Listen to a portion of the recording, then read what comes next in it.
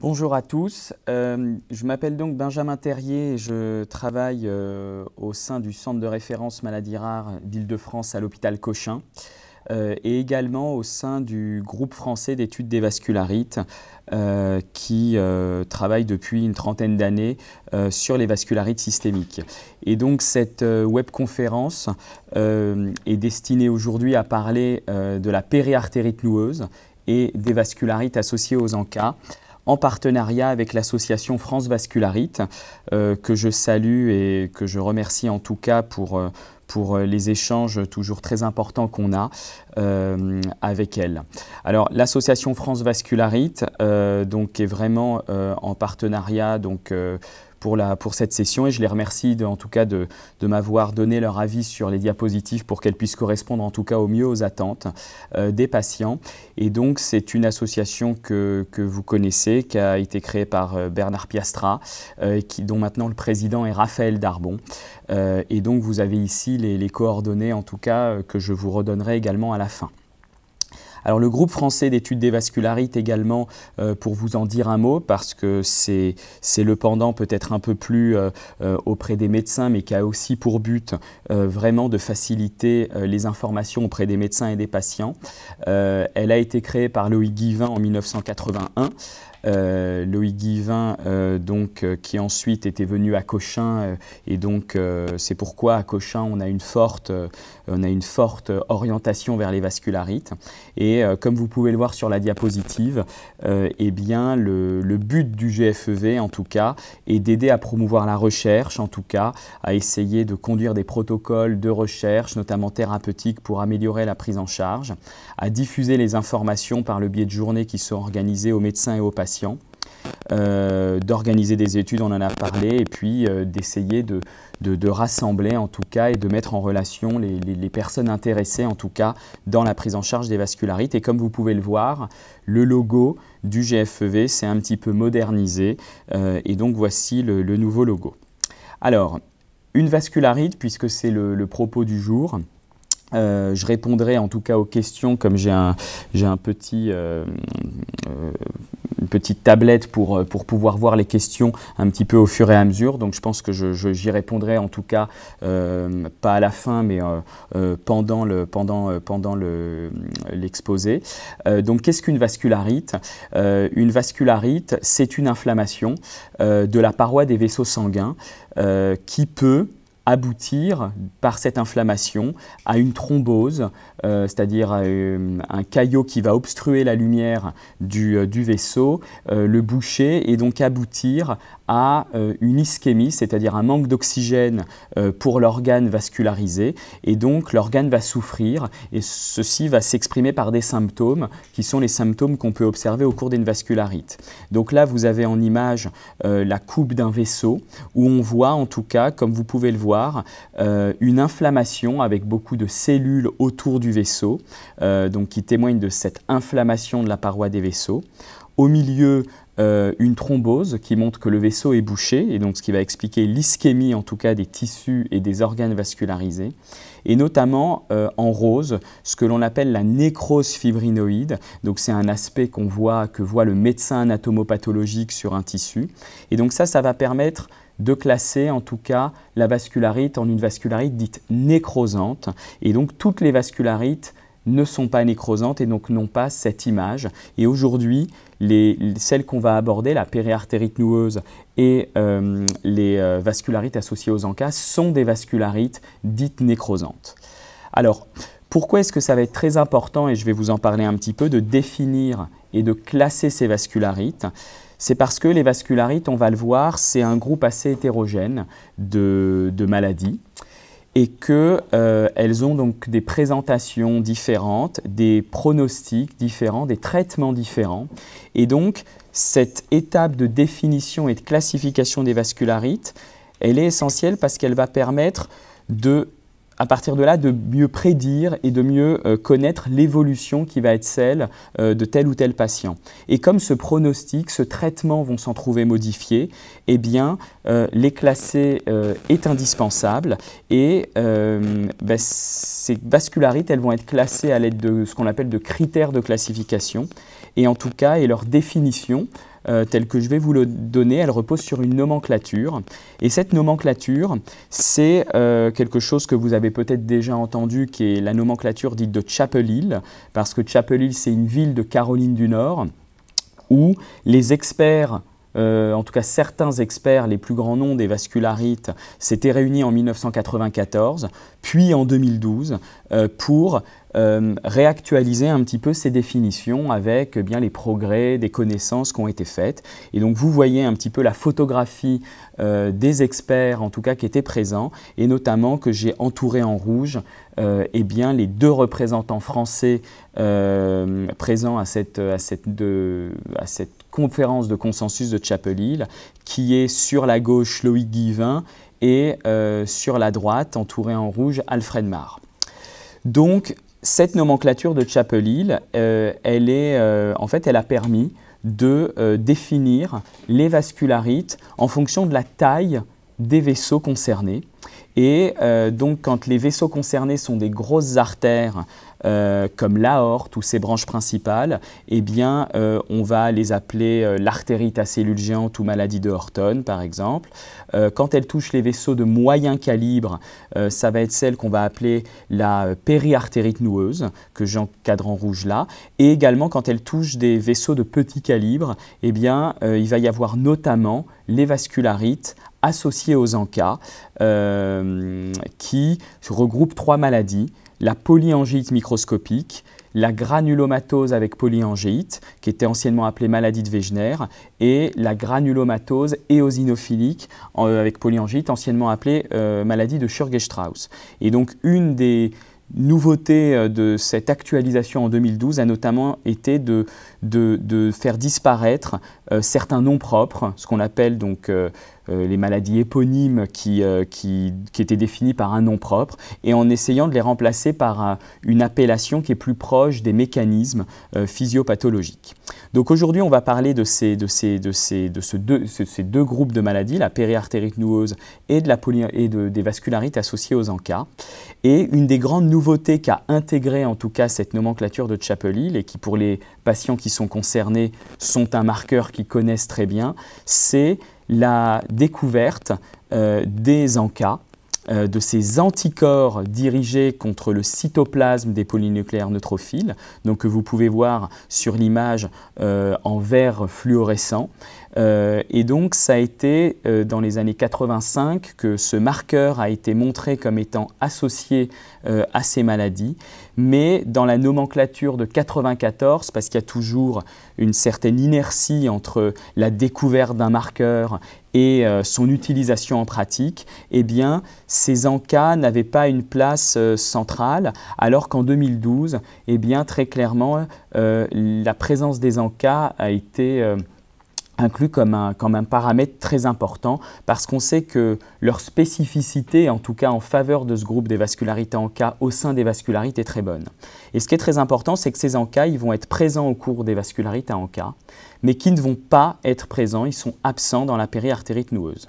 Alors si on regarde la périartérite noueuse pour commencer, elle a une définition, en tout cas dans cette nomenclature de Chapel Hill. Et donc quand on essaye de caractériser, de définir la maladie d'un patient, il faut qu'elle réponde en tout cas à cette définition.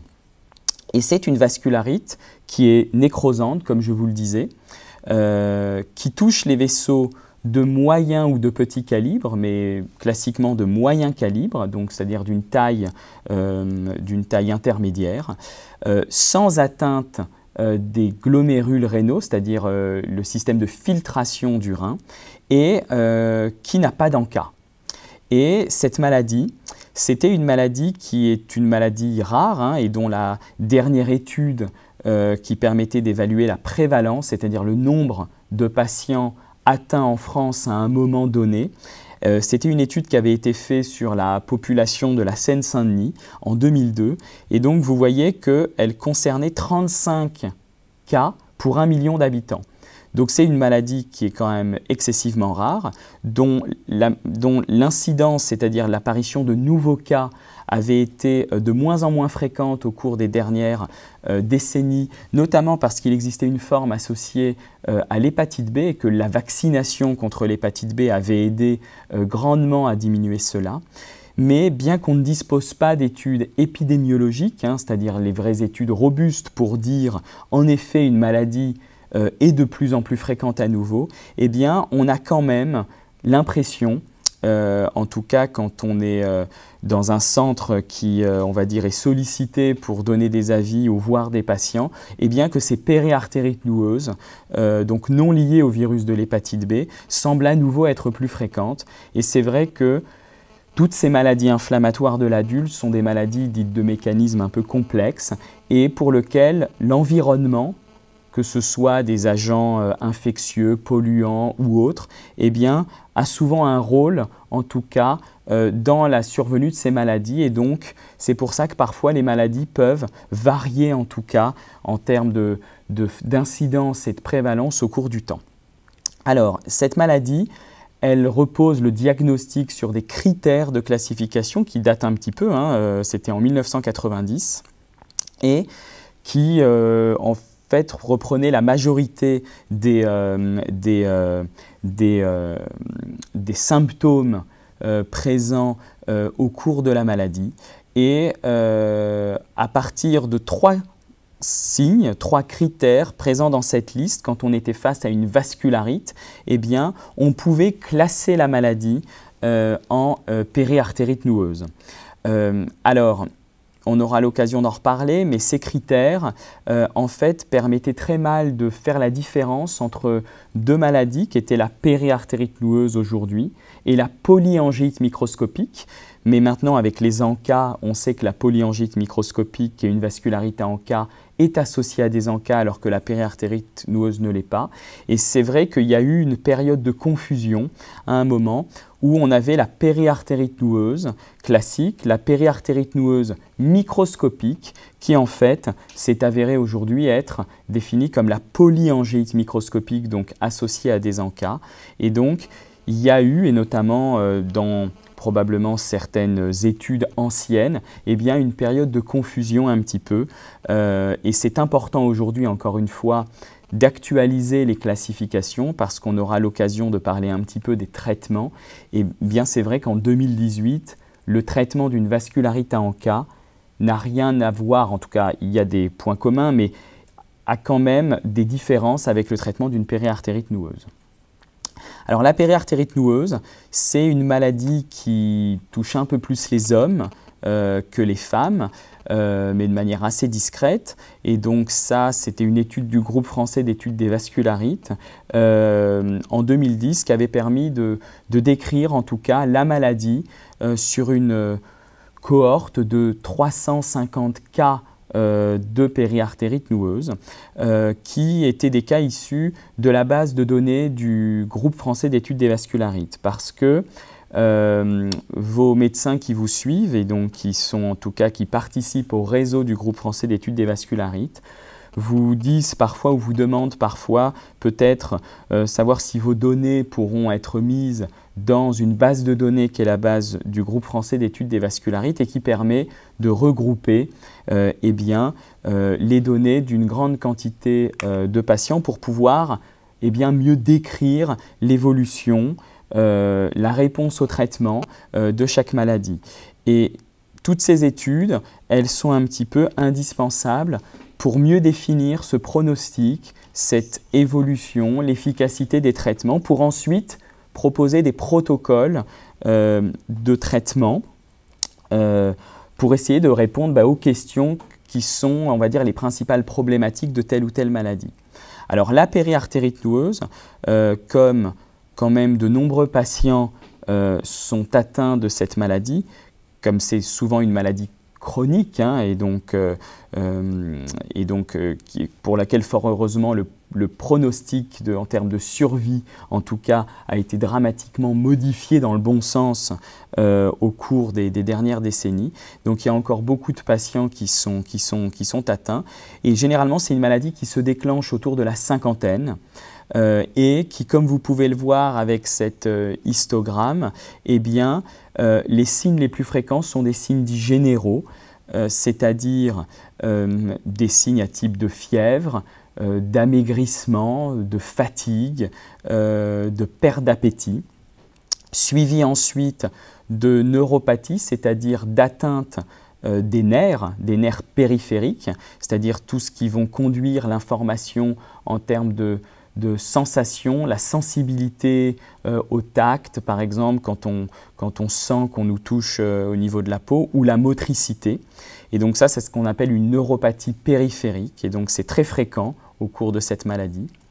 Il peut y avoir également une atteinte de la peau, puisque la peau est un organe richement vascularisé. On peut se rendre compte de ça de manière très facile. Quand par exemple on passe d'un environnement très froid à très chaud, on voit que la peau peut devenir très rouge parce que les vaisseaux se dilatent, etc.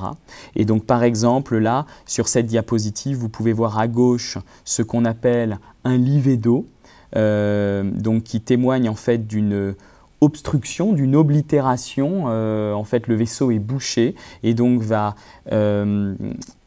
provoquer une lésion qui a un aspect un petit peu en maille, comme vous pouvez le voir à gauche, ou alors à droite, ce qu'on appelle le purpura, ces petits piquetés rouges qui, quand on appuie dessus, ne disparaissent pas. Et en fait, c'est dû, étant donné que les vaisseaux sont inflammés, ils sont un petit peu plus poreux et donc on a une sortie des globules rouges des petits vaisseaux de la peau vers le tissu sous-cutané, et donc qui va donner cet aspect dit de purpura qui va, comme quand on a un bleu, au bout de quelques semaines disparaître en passant par différentes teintes de couleurs, et qui peut laisser, quand les poussées sont fréquentes, à laisser une pigmentation parfois ocre.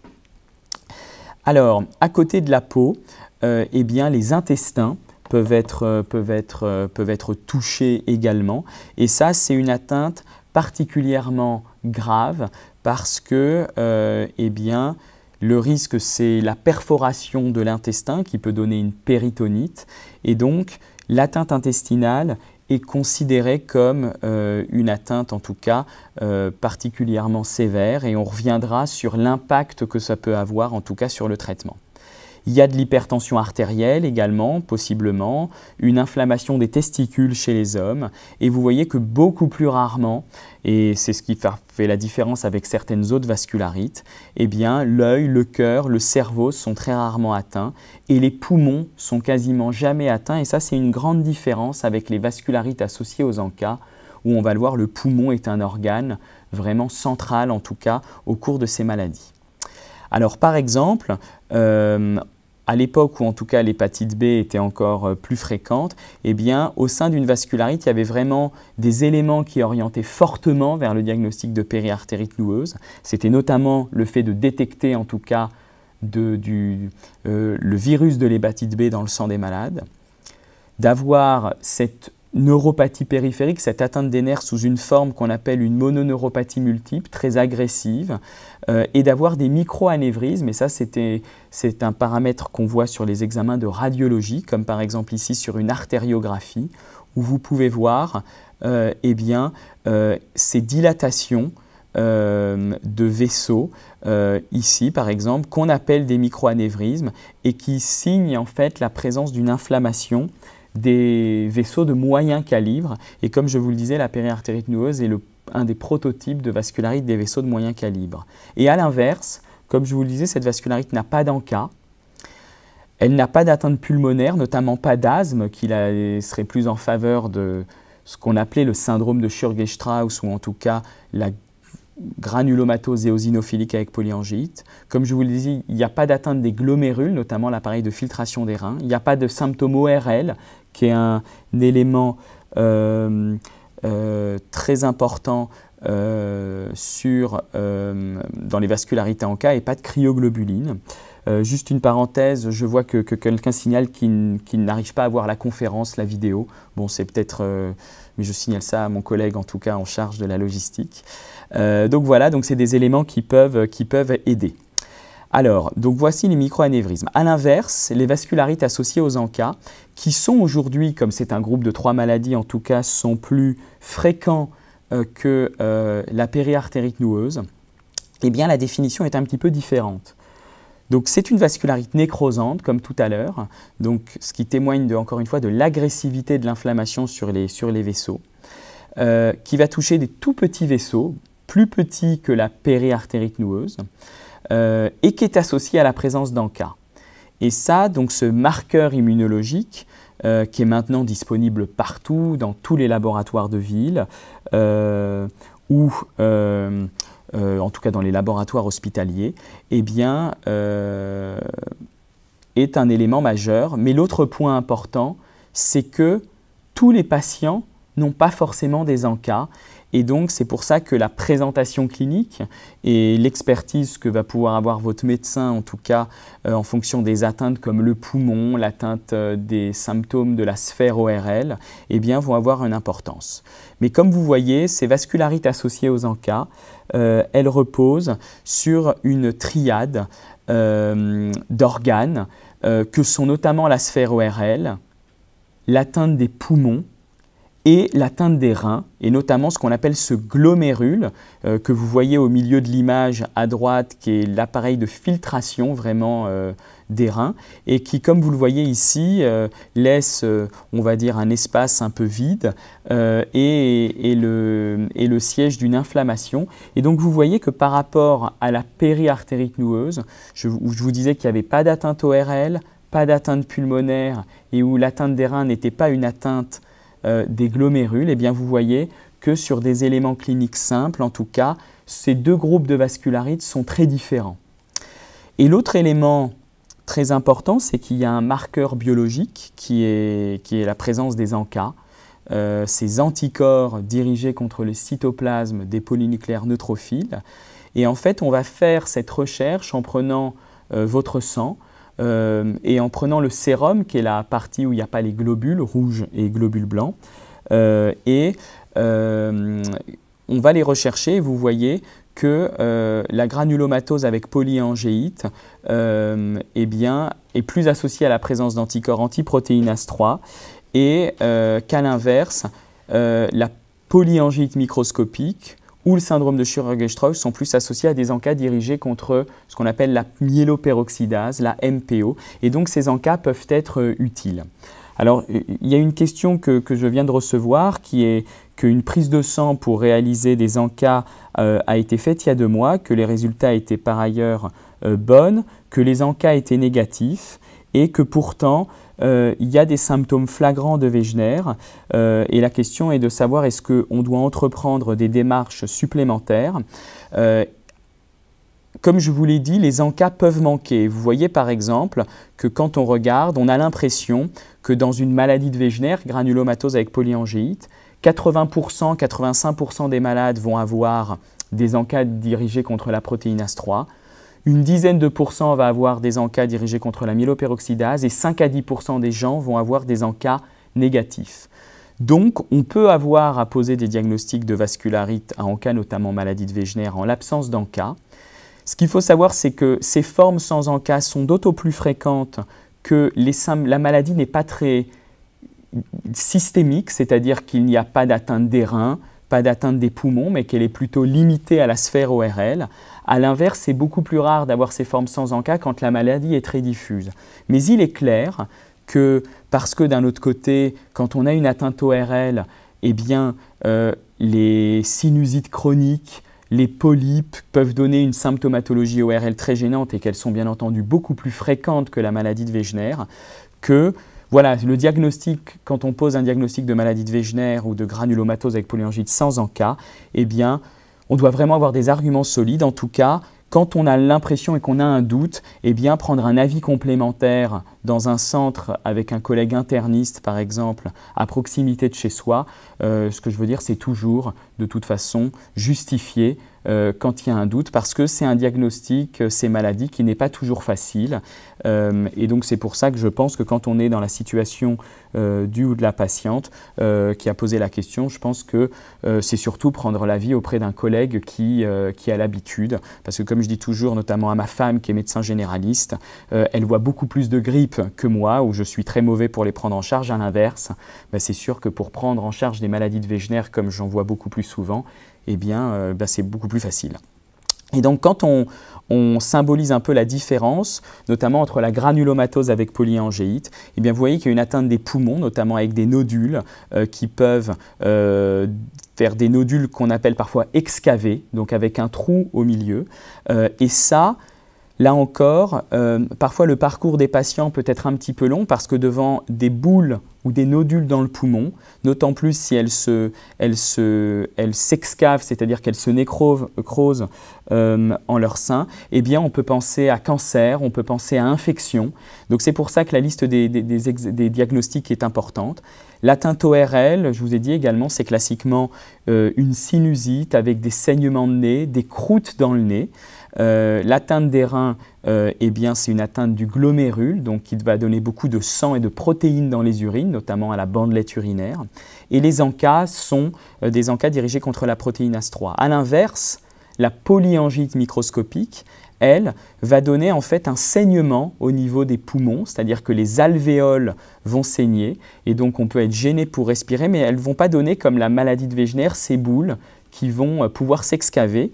Et donc même si c'est des maladies très cousines, eh bien, elles peuvent avoir une présentation différente. Il y a très peu d'atteintes ORL, en revanche, il y a une atteinte rénale fréquente.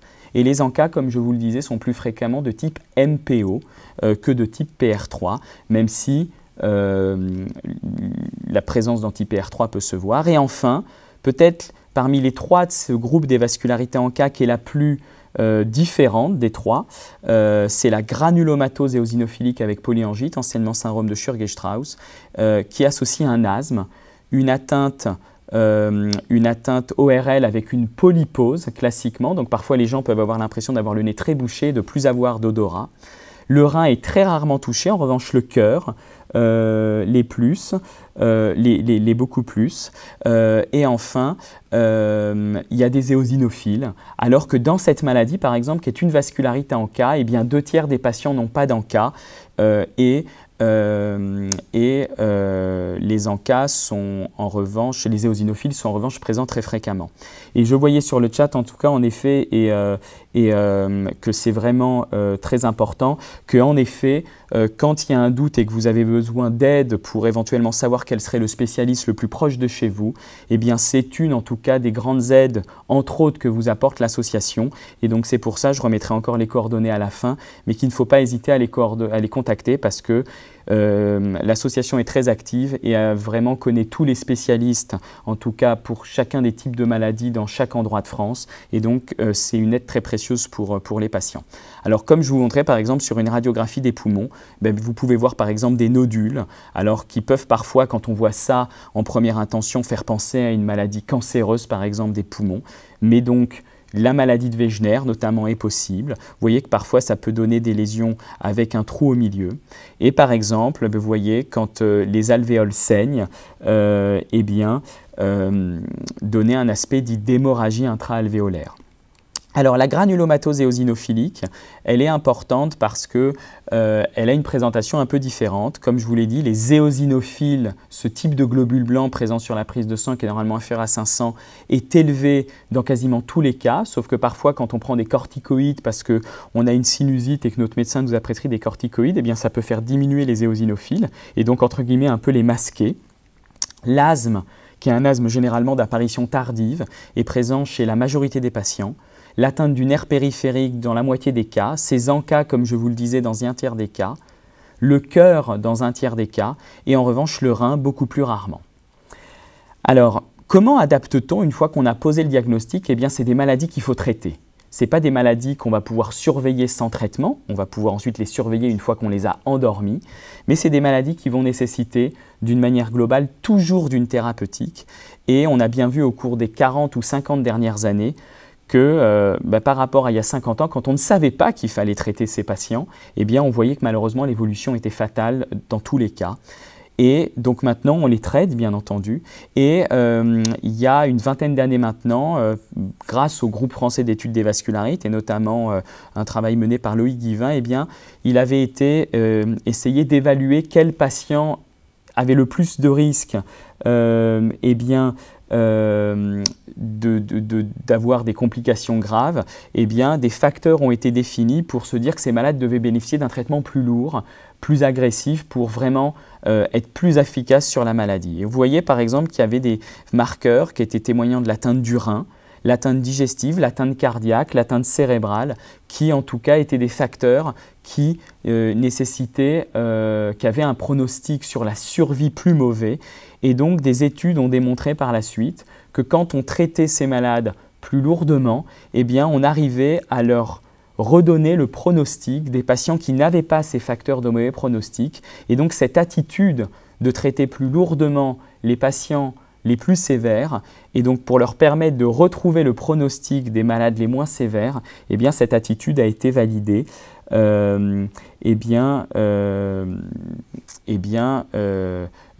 c'est vraiment quelque chose d'important.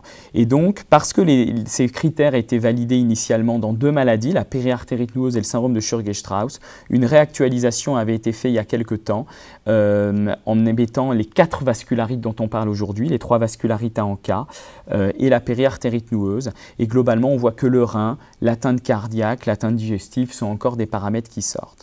Et donc vous voyez par exemple que comment on traite une vascularite, une périartérite noueuse aujourd'hui, si elle n'est pas sévère, c'est-à-dire avec l'absence de ces facteurs de mauvais pronostic, eh bien on va donner des corticoïdes seuls, alors que si elle est sévère, on va donner des corticoïdes et de l'endoxan, le cyclophosphamide, un traitement qu'on donne essentiellement par voie intraveineuse, parfois par voie orale. Que dans la maladie de Wegener, granulomatose avec polyangéite, parce que c'est une maladie, on va pouvoir y revenir, qui rechute beaucoup plus que les autres, eh bien on va toujours donner, même quand elle n'est pas sévère, en plus des corticoïdes, un immunosuppresseur, qui peut être le méthotrexate, l'endoxan ou maintenant le rituximab. Et quand elle est sévère, eh bien on va la traiter de la même façon, c'est juste qu'on considère que le méthotrexate, dans ses formes sévères, n'est pas assez puissant comme immunosuppresseur et donc généralement on ne l'utilise pas. En revanche, la polyangite microscopique, eh bien là encore, on va donner des corticoïdes seuls quand elle n'est pas sévère, alors qu'on va donner quand elle est sévère des corticoïdes avec un immunosuppresseur, l'endoxan ou le rituximab. Et vous voyez par exemple que le rituximab, qui est un traitement qui est de plus en plus donné au cours des dernières années, eh bien n'est retrouvé que dans la GPA, la granulomatose avec polyangite, et la polyangite microscopique, parce qu'il n'a été évalué que dans ces 2 maladies-là, et pas dans la périartérite noueuse et la maladie de Sturge-Strauss, la granulomatose éosinophilique avec polyangite, et que dans cette dernière forme, la granulomatose éosinophilique avec polyangite, eh bien là encore, le traitement repose sur la sévérité de la maladie, en allant des corticoïdes seuls à des corticoïdes avec de l'endoxan. Alors, grâce à ça, le pronostic s'est amélioré. Par exemple, quand vous regardez cette courbe qui, plus elle est élevée, montre la proportion des patients qui sont en rémission, c'est-à-dire pour lesquels la maladie a été endormie, vous voyez qu'au bout de 6 mois, quasiment 100% des malades sont en rémission. Donc aujourd'hui, heureusement, eh bien, on arrive à mettre en rémission eh bien, la quasi-totalité des vascularites associées aux ANCA ou de la périartérite noueuse. Et ça, c'est vraiment quelque chose de très important. Mais donc, ça fait que le devenir à long terme et de la toxicité eh bien, des traitements eh bien, va générer eh bien, éventuellement de nouvelles complications. Et donc, comme je vous le disais aussi, c'est d'autant plus vrai que l'adaptation du traitement sur eh bien, la sévérité de la maladie a permis d'améliorer le pronostic des malades le plus sévères. Donc, quelles sont les préoccupations d'aujourd'hui ?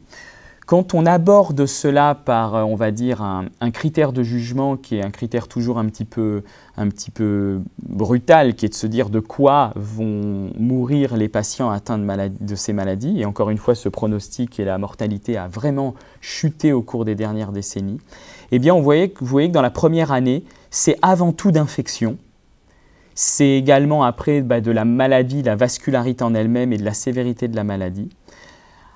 A l'inverse, après la première année, c'est essentiellement de complications cardiovasculaires, d'infarctus du myocarde, d'accident vasculaire cérébral, d'infections là encore, ou de cancers qui pouvaient notamment être plus fréquents quand on avait reçu des doses très très fortes de cyclophosphamide. Et donc vous voyez que maintenant, eh bien, l'accent il doit être mis notamment sur ce risque d'infection, sur ce risque d'encrassement des artères qui va conduire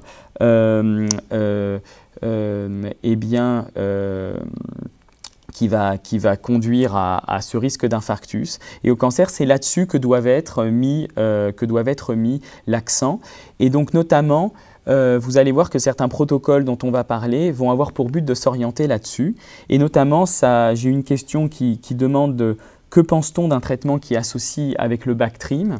Eh bien, le Bactrim, il a notamment pour but, quand il est donné à une dose, par exemple, de Bactrim forte, de Bactrim adulte standard 1 comprimé par jour ou de Bactrim forte 3 comprimés par semaine, justement de prévenir certaines infections. Et donc, c'est aujourd'hui un traitement qui, notamment dans la granulomatose avec polyangite et la maladie de Wegener, est largement prescrit et doit l'être en l'absence de contre-indication, d'allergie ou d'autres. Et avant, on a donné également ce médicament à dose plus forte pour avoir une meilleure efficacité sur la maladie de Wegener, notamment sur les symptômes ORL. Et donc, dans certaines situations, on peut être amené à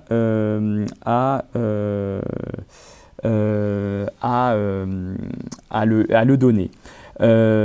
Comme question, j'ai également la question de savoir, dans le cadre d'une maladie de Wegener, est-ce que le reflux gastro-œsophagien peut venir du traitement? Habituellement, ce n'est pas un effet secondaire classique. En revanche, le reflux gastro-œsophagien, c'est quelque chose de très fréquent, et donc, mais qu'il est difficile de relier de manière claire à la maladie ou même au traitement. Voilà. Alors, donc, comme je vous le dis, première année, les infections, ensuite, les problèmes cardiovasculaires, d'infection, de cancer. Et donc, très clairement, on voit que l'impact délétère des traitements, maintenant, qui ont eu un impact très favorable, avec l'amélioration du pronostic, eh bien, qu'on voit que ces traitements peuvent quand même provoquer aussi une toxicité. Et l'autre chose, c'est que les patients peuvent avoir des séquelles, à savoir des séquelles ORL avec le nez bouché de manière chronique, un asthme chronique comme dans la syndrome de Sturge-Strauss, garder une insuffisance rénale de la poussée initiale ou également des douleurs parfois très invalidantes, notamment en termes de sensibilité, dues à l'atteinte des nerfs périphériques. Et là, toutes les vascularites peuvent être concernées. L'autre point important à prendre en charge, c'est que le risque de rechute, eh bien, c'est des maladies qui peuvent rechuter, donc ça répond en tout cas à une question que j'ai, de savoir peut-on guérir de ces vascularites avec les traitements ou est-ce que c'est une maladie chronique?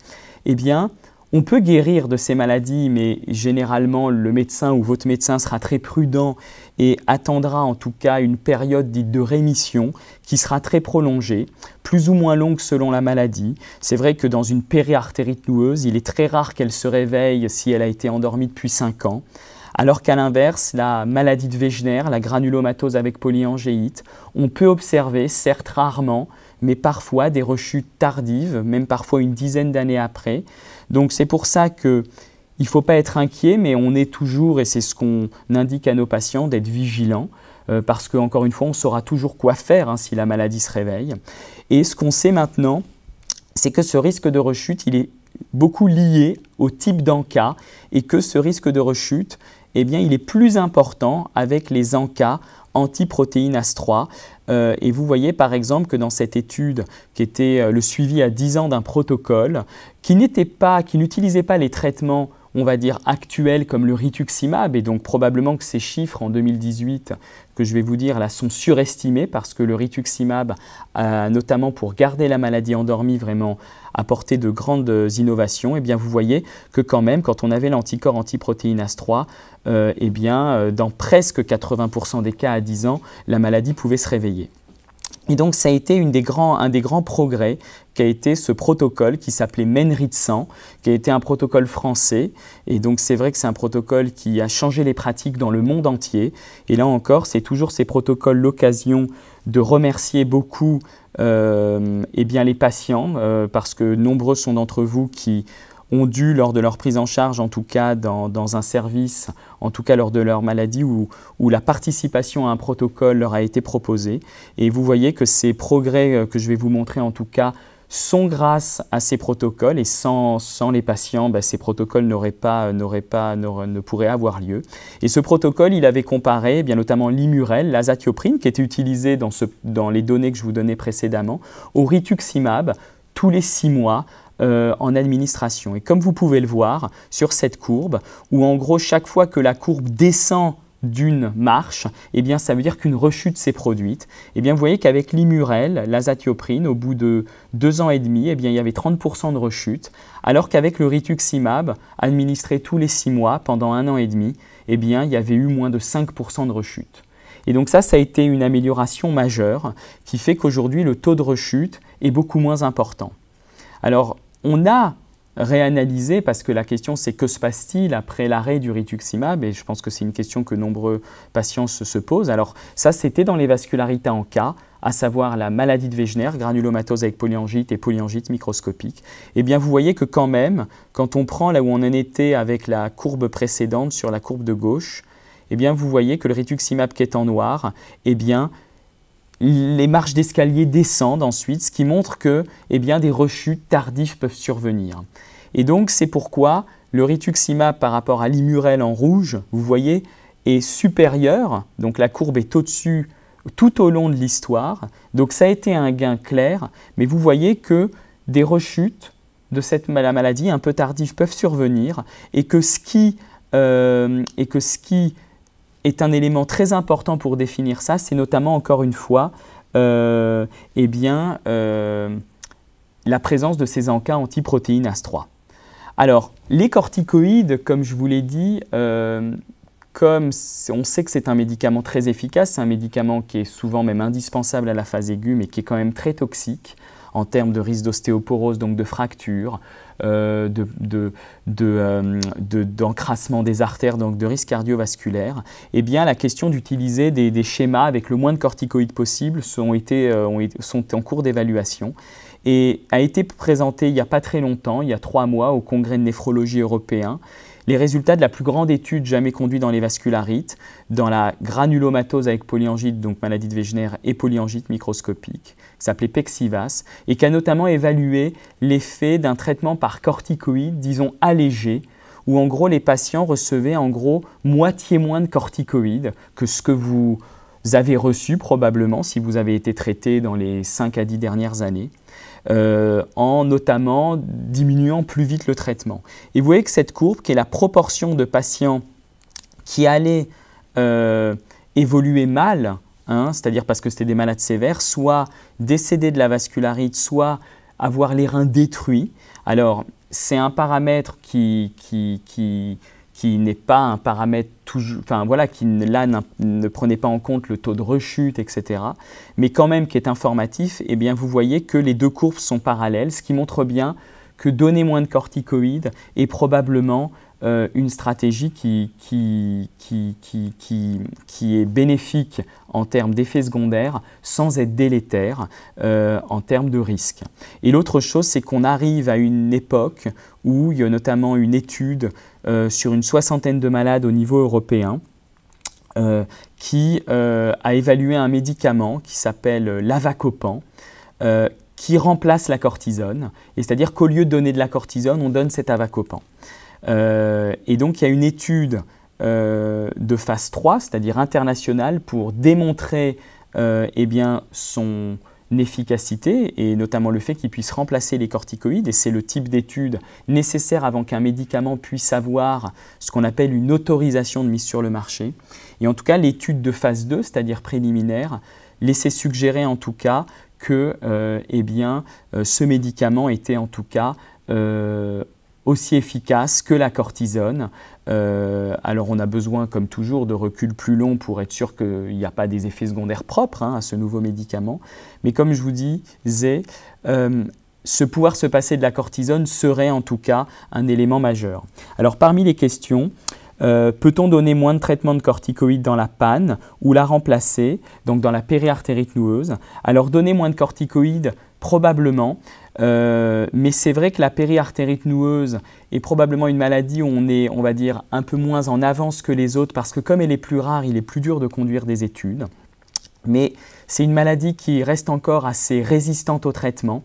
Donc je dirais que on essaye autant que possible, quand on voit qu'il y a des effets secondaires, de diminuer le traitement plus vite si possible, mais qu'on a beaucoup moins de données qui permettent de répondre formellement à cette question. Et est-ce qu'il y a des traitements aujourd'hui dans cette maladie qui pourraient remplacer la cortisone?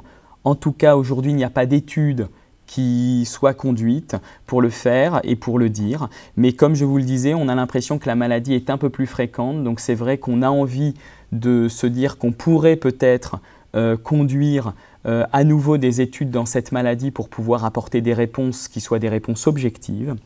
Une autre question, en 2011, on a diagnostiqué une PAN, donc une périartérite noueuse. Elle n'est pas très active. Je n'ai que 3 critères, mais certains médecins contestent l'existence des 3 critères et n'en trouvent que 2. Que faire? Quand c'est le cas et qu'il y a un doute diagnostique, il faut se rapprocher d'un centre expert, de compétences, de référence. Et là encore, l'association peut vous aider. Et il y a également une question, notamment sur la présence du staphylocoque doré qui pourrait provoquer la maladie. Et c'est vrai que le staphylocoque doré, il a été retrouvé initialement plus fréquemment au cours de la maladie de Wegener comme portage. Et il y a eu, et ça reste encore débattu, de savoir est-ce que le staphylocoque doré pourrait être un peu un élément initiateur quand il est porté au niveau du nez. Et c'était d'ailleurs un petit peu ça, notamment le rationnel d'utiliser le Bactrim, qui est un antibiotique. Je dirais que c'est compliqué de répondre à cette question. Il y a des études discordantes et c'est vrai qu'on ne sait pas bien si l'effet du Bactrim, c'est parce que certains antibiotiques ont un effet anti-inflammatoire ou si c'est vraiment par le biais du staphylocoque doré. En tout cas, le Bactrim quand même garde une place dans la maladie de Wegener, en tout cas un petit peu à part entière, mais de manière très objective, sans qu'on puisse dire de manière claire eh bien, si c'est vraiment lié à ce staphylocoque doré ou pas. Un petit peu comme la périartérite noueuse qui était un petit peu à la traîne, parce qu'elle est plus rare que les 2 autres, c'est la granulomatose éosinophilique avec polyangite ou Schurge-Strauss. Et bien là, grâce au fait que la maladie commence par de l'asthme notamment, eh bien, on assiste à une arrivée des thérapies ciblées. Et j'ai envie de dire quand même, on est à l'aube probablement quand même dans cette maladie d'une révolution thérapeutique qu'on attendait depuis longtemps et qui, par le biais en fait, des thérapies qui notamment marchent dans l'asthme. Et il y a notamment eu un essai l'été dernier international qui évaluait un anticorps qui va bloquer l'interleukine 5, qui est une molécule indispensable pour les éosinophiles. Et vous voyez que remplacer syndrome de Schurge-Strauss par granulomatose éosinophilique avec polyangite avait aussi pour but quand même de rappeler que l'éosinophile a une place centrale dans cette maladie. Eh bien, l'utilisation de ce médicament qui se donne en piqûre sous-cutanée tous les mois, à la place d'un placebo chez des gens qui n'arrivaient pas à baisser la cortisone, eh bien, quand on regarde la proportion de patients qui étaient en rémission, c'est-à-dire qui arrivaient à descendre leur dose de corticoïdes au-dessous de 4 mg, alors que souvent c'était des gens qui étaient bloqués à des doses de 10, de 15 mg, eh bien, vous voyez qu'elle était de l'ordre de 40%. Alors oui, ce n'est pas 100%, mais ce que je veux dire, c'est que c'était quand même, vous voyez, par rapport au placebo, un médicament quand même qui a une efficacité de manière indiscutable. Et quand on regardait au cours de l'étude, la proportion de patients qui échappaient, en tout cas, et chez qui on était obligé de remonter les corticoïdes quand on essayait de les baisser, eh bien, cette proportion était beaucoup plus importante avec courbe bleue qui était le placebo que la courbe rouge. Et comme je vous le disais, comme les complications en tout cas sont très importantes, eh bien, nos complications cardiovasculaires, eh bien, on a conduit en France un protocole qui évaluait les statines, ce médicament qui a fait parler beaucoup de lui avec des livres un peu médiatiques qui remettaient en cause en tout cas l'efficacité de ces traitements et notamment mettant ça sur le compte d'opérations marketing. Ces médicaments sont très importants. La question est de savoir, comme on sait que le risque d'encrassement des artères est plus important au cours des vascularites, de savoir s'il faudrait le donner à tous nos patients. Et donc c'est le but de cette étude. Et par exemple, comme je vous le disais, comme les risques d'infection est beaucoup plus important, eh bien, notamment lié au traitement qu'on donne initialement, eh bien, on aimerait pouvoir prévenir le mieux possible les infections. Et comme les infections respiratoires sont quand même les plus fréquentes et que le germe, en tout cas le plus fréquent, la bactérie la plus fréquemment en cause, c'est le pneumocoque, eh bien, il y a une étude en cours qui s'appelle Pneumovas pour évaluer si des stratégies de vaccins à dose un peu plus renforcée seraient pas mieux, parce qu'on sait que la vaccination, quand on la fait au moment où on va traiter le patient avec les fortes doses de corticoïdes, d'endoxan ou de rituximab, cette vaccination va être moins efficace. Donc la prévention et donc la protection des patients va être moins bonne. Et il a été montré que dans des populations, par exemple, âgées de plus de 70 ans, que quand on augmentait la dose du vaccin, on augmentait la protection des patients vis-à-vis de cette bactérie. Et donc, l'idée est d'évaluer si chez nos patients également, en donnant un traitement vaccinal plus important, à dose plus importante, on n'allait pas induire une meilleure protection. Donc ça, c'est des choses majeures parce que je vous ai dit, le risque cardiovasculaire, la toxicité des traitements avec l'infection, ce sont des problématiques majeures. Donc avant de répondre aux dernières questions, les points sur lesquels je voulais réinsister, c'est que donc, comme je vous l'ai dit, classer les vascularites, c'est très important. Vous voyez qu'on ne traite pas de la même façon une périartérite noueuse qu'un syndrome de Sturge-Strauss, désormais granulomatose éosinophilique avec polyangite, ou les deux autres vascularités en cas, que le pronostic, le risque de rechute n'est pas le même, donc le traitement ne va pas être le même, que quand même la situation s'est transformée, notamment sur la survie globale, mais que donc cette survie globale très améliorée et très prolongée a fait apparaître de nouvelles problématiques que sont la toxicité au long terme, en tout cas de certains traitements, et un coupable, même si encore une fois la corticothérapie a été et l'est toujours, en tout cas un traitement indispensable à certaines phases de la maladie, son traitement prolongé est quand même problématique. Et donc c'est pourquoi aujourd'hui, en tout cas la prise en charge et ce qui, on va dire, est un petit peu ce qui monopolise un petit peu le souhait des gens et notamment des protocoles thérapeutiques, c'est d'essayer d'améliorer tout ça. Alors, vous savez ou pas que sur le site du groupe français d'études des vascularites, qui est vascularite.org au pluriel, il y a des informations destinées aux médecins, aux patients, mais il y a un accès libre aussi bien aux patients et aux médecins.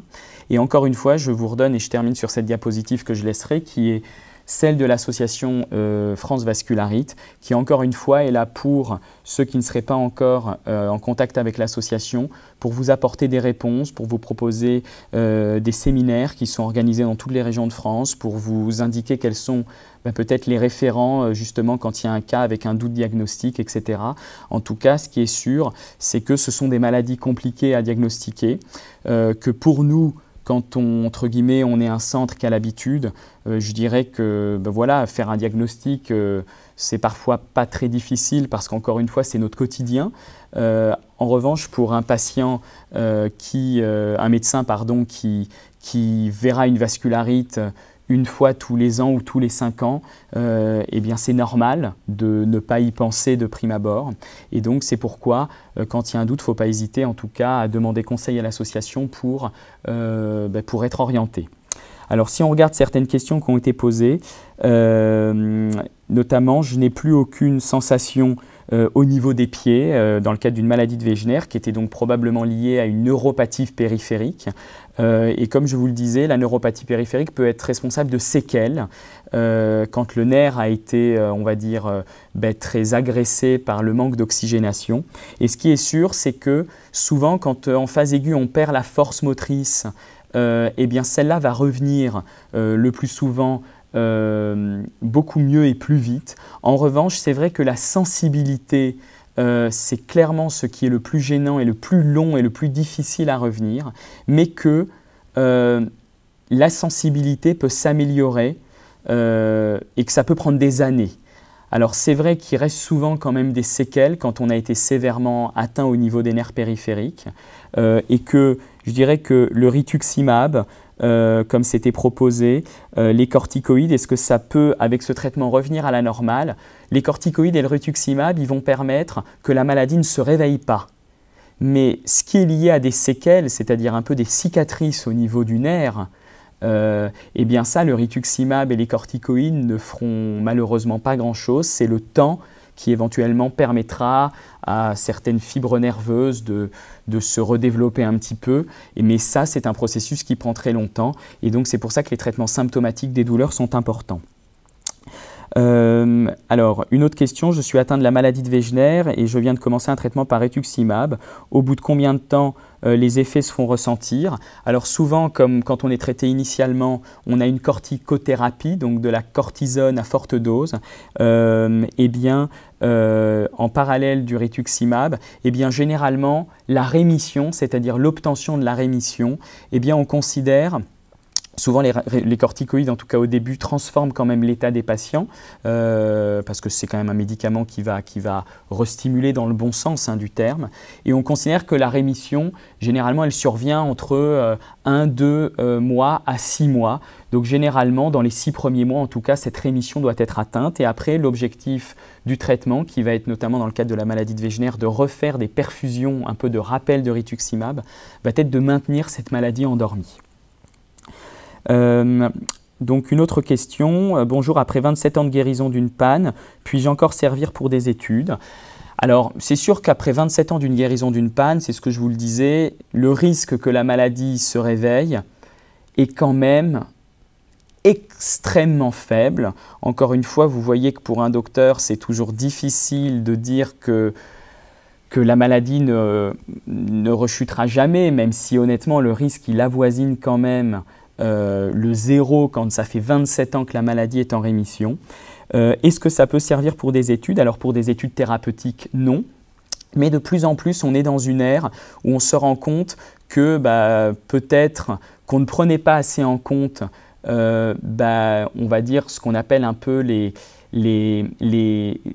éléments, les critères de jugement qui sont vraiment ceux dont les patients vont se plaindre, que sont la qualité de vie, etc.